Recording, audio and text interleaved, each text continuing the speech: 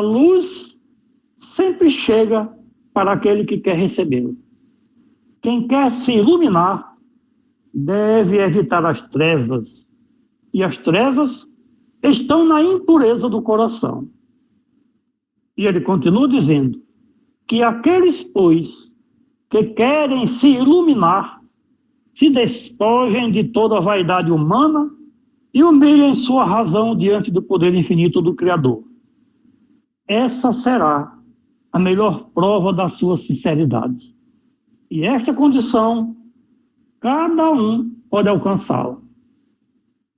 Estamos tratando aqui da iluminação de nós mesmos, iluminando a nossa mente com o conhecimento da realidade da vida. É isso que estamos buscando fazer, e é por isso que estamos estudando a mediunidade. E aí, vamos já de pronto entrar no item 227, que diz o seguinte: se o médium, do ponto de vista da execução, não é senão um instrumento, exerce sobre o aspecto moral uma influência muito grande, uma vez que, para se comunicar, o espírito estranho se identifica com o espírito do médium. Essa identificação não pode ocorrer senão quando há simpatia entre eles, e, se assim se pode dizer, afinidade. Esse é o ponto crucial da mecânica mediúnica. Identificação, simpatia e afinidade. Isto a gente precisa guardar em mente durante todo o nosso cotidiano. Por quê? Porque a pergunta 459 diz que os espíritos interferem na nossa vida muito mais do que a gente imagina, que na maioria das vezes são eles que nos conduzem. Ora, se está dito aqui que o médium é simplesmente, na função de execução, um instrumento, porém, sob o aspecto moral, ele tem uma influência muito grande. Se eu sei qual é a minha moral, eu sei quais são os que estão soprando no meu ouvido. Identificação de gostos. Eles se identificam comigo. Eu gosto disso, eu gosto daquilo, e eles se identificam comigo. Simpatia é a mesma. O gosto das coisas são as mesmas. E aí a gente tem afinidades. Os nossos quereres são iguais aos quereres deles. Então nós estamos com a companhia que merecemos. Acontece que nós estamos buscando espanar as trevas do nosso interior na busca do conhecimento, para que o que existe em mim seja luz. E ele continua: a alma exerce sobre o espírito estranho uma espécie de atração ou de repulsão, segundo o grau de sua semelhança ou dessemelhança.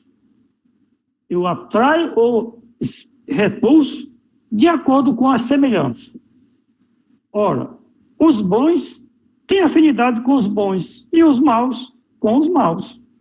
De onde se segue que as qualidades morais do médium têm uma influência capital sobre a natureza dos espíritos que se comunicam por seu intermédio. Novamente, a questão de eu estar estudando a mediunidade é porque já me disseram que existe, é verdade, uma relação entre o mundo espiritual e o mundo físico, e que essa relação é constante. Paulo já diz que nós estamos cercados por uma multidão de testemunhas, só que a gente não vê. E estas testemunhas, elas estão operantes, sugerindo ideias, pensamentos, vontades. E eu não sabia disso. Agora que eu sei, eu vou buscar selecionar. E é isso que a gente está vendo aqui.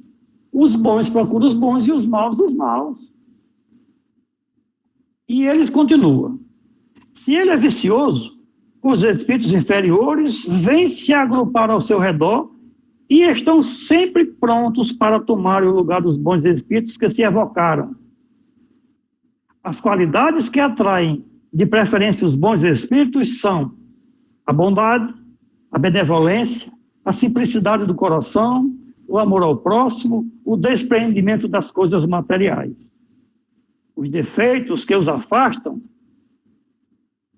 são o orgulho, o egoísmo, a inveja, o ciúme, o ódio, a cupidez, a sensualidade e todas as paixões pelas quais o homem se prende à matéria. E aí, no item 228, ele continua dizendo: todas as imperfeições morais são outros tantos de portas abertas que dão acesso aos maus espíritos. Mas a que exploram com maior habilidade é o orgulho, porque é a que cada um menos se reconhece em si mesmo.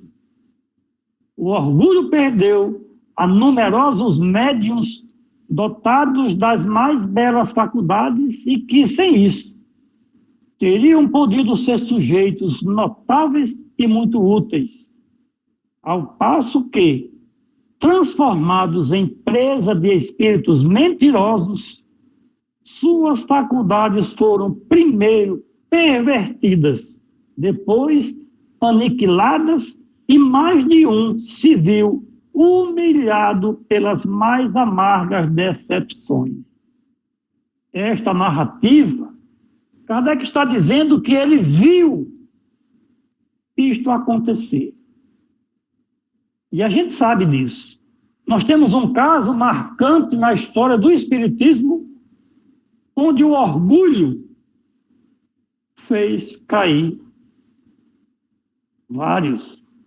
A doutrina espírita fragilizou-se na França justamente pelo orgulho e o egoísmo de médiuns que, a princípio, foram úteis à doutrina. Mas isso é um outro ponto mais profundo que nós iremos, com o tempo, chegar até ele. E aí Kardec continua. O orgulho se traduz nos médiuns por sinais inequívocos sobre os quais é tanto mais necessário chamar a atenção, porque é um dos caprichos que mais devem inspirar desconfiança sobre a veracidade de suas comunicações. Primeiro, é uma confiança cega na superioridade dessas mesmas comunicações e na infalibilidade dos espíritos que ele as dá. Daí um certo desdém por tudo o que não vem deles, porque se creem o privilégio da verdade. O prestígio dos grandes nomes com os quais os espíritos se adornam, que são tidos como protetores, lhe ofusca, e como seu amor próprio sofreria em confessar que são vítimas, recusam toda espécie de conselhos. Evitam mesmo e se afastam dos amigos de quem poderia lhes abrir os olhos. Se têm a condescendência de escutá-los, não levam em nenhuma conta seus avisos, porque duvidar da superioridade de seu espírito é quase uma profanação. Melindram-se com a menor contradição, com uma simples observação crítica, e algumas vezes chegam até a odiar as próprias pessoas que lhes fizeram favores. Graças a esse isolamento provocado pelos espíritos, que não querem ter contraditores, estes estão em condições favoráveis para entretê-los em suas ilusões e, desse modo, o fazem facilmente, tomando os maiores absurdos por coisas sublimes.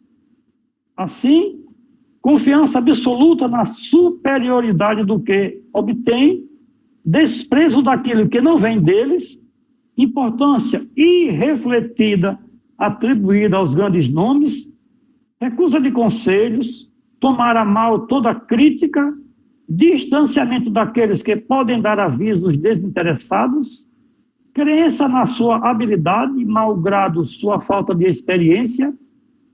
Tais são os caracteres dos médios orgulhosos. É preciso convir também que o orgulho frequentemente é estimulado no médium por aqueles que o cercam. Se tem faculdades um pouco transcendentais e procurado e louvado, cresce indispensável.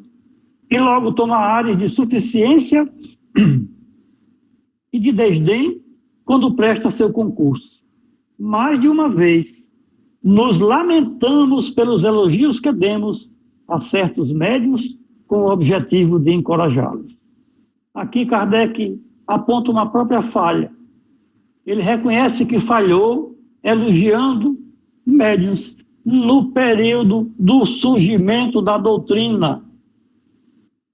O item 229. Ao lado disso, nós temos o quadro do médium verdadeiramente bom, aquele em que se pode ter confiança. Suponhamos primeiro uma facilidade de execução bastante grande para permitir aos espíritos se comunicarem livremente e sem entraves por alguma dificuldade material. Isto posto, o que mais importa considerar é a natureza dos espíritos que o assistem habitualmente. E para isso, não é ao nome que devemos nos referir, mas à linguagem. Não se deve jamais perder de vista que as simpatias que ele granjear entre os bons espíritos estarão em razão do que fará para afastar os maus. Persuadido de que sua faculdade é um dom que lhe é concedido para o bem, nunca procura dela se prevalecer, nem dela se faz qualquer mérito. Aceita as boas comunicações, que lhe são feitas como uma graça, da qual deve se esforçar para se tornar digno por sua bondade, por sua benevolência e por sua modéstia. O primeiro se orgulha de suas relações com os espíritos superiores. Este, o bom, se humilha, porque se crê sempre abaixo desse favor. E aqui vem, no item 230, uma instrução, uma mensagem que foi dada a Kardec a respeito da temática. E ela começa assim. Já dissemos, os médios, enquanto médios, não têm senão uma influência secundária nas comunicações dos espíritos. Sua tarefa é a de uma máquina elétrica que transmite os despachos telegráficos de um ponto distante a um outro ponto distante da Terra. Assim, quando queremos ditar uma comunicação, agimos sobre o médium como o empregado do telégrafo sobre o seu aparelho.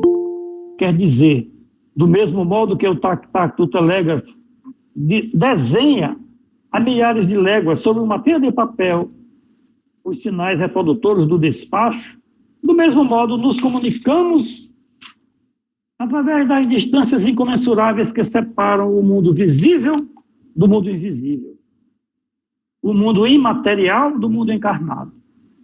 O que queremos ensinar por intermédio do aparelho medianímico, mas também do mesmo modo que as influências atmosféricas atuam e perturbam frequentemente as transmissões do telégrafo elétrico, a influência moral do médium atua e perturba, algumas vezes, a transmissão dos nossos despachos de além-túmulo, porque somos obrigados a fazê-los passar por um meio que lhes é contrário.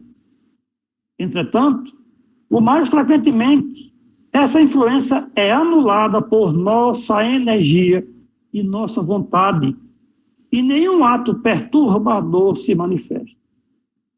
Com efeito, os ditados de uma alta importância filosófica, as comunicações de uma perfeita moralidade são transmitidas, algumas vezes, por médiuns pouco próprios a esses ensinamentos superiores. Ao passo que, por outro lado, as comunicações pouco edificantes chegam também, algumas vezes, por médios envergonhados de lhes terem servido de intérpretes. E ele continua, em tese geral, pode-se afirmar que os espíritos semelhantes chamam os espíritos semelhantes, e que raramente os espíritos das pleiades elevadas se comunicam por aparelhos mal condutores, quando tem à mão bons aparelhos medianímicos, bons médiuns, numa palavra. Os médiuns levianos e pouco sérios chamam, pois, os espíritos da mesma natureza. Por isso, suas comunicações são marcadas por banalidades, frivolidades, ideias sem sequências e, frequentemente, muito heterodoxas, espiritualmente falando. Certamente, eles podem dizer e dizem algumas vezes boas coisas, mas é nesse caso, sobretudo, que é preciso fazer um exame sério e escrupuloso, porque no meio dessas boas coisas, certos espíritos hipócritas insinuam com habilidade e com uma perfídia calculada fatos controvertidos, asserções mentirosas, a fim de enganar a boa-fé dos seus ouvintes.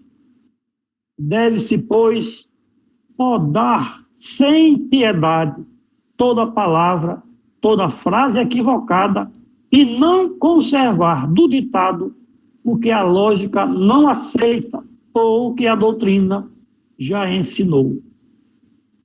As comunicações dessa natureza não são temidas senão pelos espíritas isolados e pelos grupos recentes ou pouco esclarecidos, porque nas reuniões onde os adeptos são mais avançados e adquiriram experiência, a gralha que se adorna com pluma de pavão é sempre implacavelmente despedida. Continua ele, não falarei dos médiuns que se comprazem em solicitar e escutar comunicações indecentes. Deixemos que se comprazam na sociedade dos espíritos cínicos. Aliás, as comunicações desta ordem procuram elas mesmas a solidão e o isolamento. Não poderiam, em todo caso, senão provocar o desdém e o desgosto entre os membros dos grupos filosóficos e sérios. Mas onde a influência moral do médium se faz realmente sentir é quando este substitui suas ideias pessoais às que os espíritos se esforçam por lhe sugerir. Então, quando aure na sua imaginação as teorias fantásticas que ele próprio crê de boa fé resultar de uma comunicação intuitiva. Há frequentemente, então, 1000 a apostar contra um, que isso não é senão o reflexo do espírito pessoal do médium. Ocorre mesmo o fato curioso de que a mão do médium se move algumas vezes quase mecanicamente, impelida que é por um espírito secundário e zombeteiro. É contra essa pedra de toque que vem se quebrar as imaginações ardentes. Porque arrastados pelo entusiasmo de suas próprias ideias, pelo falso brilho dos seus conhecimentos literários, os médiuns desconhecem o modesto ditado de um sábio espírito e, abandonando a presa pela sombra, o substituem por uma paráfrase pomposa. É contra essa temível escolha, que vem igualmente malograr as personalidades ambiciosas, que a falta de boas comunicações que os bons espíritos lhes recusam, apresentam suas próprias obras como obras desses mesmos espíritos. Eis porque é preciso que os dirigentes dos grupos espíritas estejam dotados de um tato excelente e de uma rara sagacidade para discernirem as comunicações autênticas daquelas que não o são e para não melindrar os que se iludem a si mesmos. Continua ele, na dúvida, abstente, diz um dos vossos antigos provérbios. Não admitais, pois, o que não for para vós de uma evidência certa. Desde que uma opinião nova se apresente, por pouco que vos pareça duvidosa, passaia pelo crivo da razão e da lógica. O que a razão e o bom senso reprovam, rejeitai ousadamente. Vale mais repelir 10 verdades do que admitir uma só mentira, uma só falsa teoria. Com efeito, sob essa teoria poderias edificar todo um sistema que desabaria ao primeiro sopro da verdade, como um monumento construído sobre areia movediça. Ao passo que, se rejeitais hoje certas verdades, porque não vos são demonstradas lógica e claramente, logo um fato brutal ou uma demonstração irrefutável virá delas vos afirmar a autenticidade. Lembrai-vos, contudo, ó espíritas, que não há nada de impossível para Deus e para os bons espíritos, senão a injustiça e a iniquidade. O espiritismo está bastante difundido agora entre os homens e tem moralizado suficientemente os adeptos sinceros de sua santa doutrina para que os espíritos não sejam mais obrigados a usar más ferramentas, médios imperfeitos. Se, pois, agora, um médium, qualquer que seja, por sua conduta ou por seus hábitos, por seu orgulho ou por sua falta de amor e de caridade, dá um legítimo motivo de suspeita, repeli suas comunicações, porque há uma serpente escondida na erva. Eis a minha conclusão sobre a influência moral dos médiuns. Erasto, o Espírito. Portanto, meus irmãos, nós estamos aqui no item influência moral do médium nas comunicações dos espíritos. A gente pode abranger essa influência moral dos médiuns para nossa relação com o semelhante. Porque como eu ajo moralmente, no meu cotidiano, eu estou recebendo as influências dos espíritos. E aí é aquele ponto que nós estamos trabalhando aqui, nessa leitura de Erasto. Semelhante atrai semelhante. Nosso propósito, nossa busca, é a iluminação da nossa mente. É fazer com que nossos olhos enxerguem a verdade limpa e pura, que é a lei de amor na nossa vivência. É isto que estamos buscando. E no estudo que estamos fazendo, é esse o nosso objetivo. Iluminar a nossa mente, iluminar o nosso espírito, para que nós saibamos acertar o nosso passo nesta oportunidade que é a atual encarnação. Minha gratidão a todos vocês pela oportunidade que me dão de estar fazendo essa leitura, revisando essa temática, para que a gente aguarde com maior firmeza no nosso íntimo.